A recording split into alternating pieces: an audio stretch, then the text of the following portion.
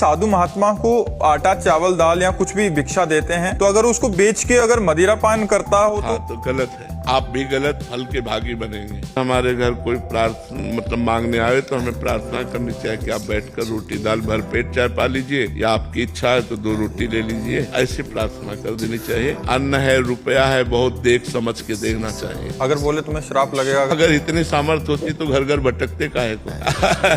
श्राप और वरदान देने की सामर्थ्य होती तो दरवाजों पे भटकना नहीं होता, समझते हो। काफी सारे ऐसे हैं कि वो पैसे मांगते हैं कि 500 रुपया दे दो हमें। घोर पाखंडी होते हैं जो ऐसा कहते हैं। ये वृंदावन में दर्शन हुए थे, किसी ने एकदम से हमसे अपशब्द बोला, मतलब कि अगर नहीं करोगे तो ये आपके साथ कष्ट होगा। और जीवन में उसी अगले साल हमारा नया पुत्र हुआ तो उसको बहुत पीड़ा हुई, तो हम लोग को लगा कि हम नहीं, ऐसा कभी नहीं। वो संयोग है, वो बुरा प्रारब्ध आना ही था, उसके लिए महात्मा का कोई उसमें वाक्य नहीं है। आप निश्चित समझ लो, कोई ऐसा साप और वरदान देने वाला समर्थ महात्मा वो ये नहीं कह सकता कि अगर आप ये नहीं दोगे तो आपको ऐसा हो जाएगा, ऐसा कभी नहीं कह सकता। ऐसे भी महापुरुष भी होते हैं जो भिक्षावृत्ति से आते हैं, तो वो बहुत संतोषी होते हैं। अगर आप ना कह दीजिए तो अच्छा बेटा, वो चले जाएंगे, क्योंकि वो इतनी क्षमता प्राप्त कर चुके हैं। और जो ये कि हम तुम्हारा अहित हो जाएगा, तो ऐसा नहीं, ऐसे कोई नहीं, ऐसा कोई नहीं तुम्हारा अहित नहीं कर सकता। ये हम तुमसे वादा करते हैं। हाँ, रोटी दाल पालो। आप ठंडी लग रही है, आपके पास कपड़ा नहीं, तो लो हमारी जैकेट ले लो, पहन लो। आप अगर बीमार हो तो चलो मैं औषधि दिला दूं तुम्हें।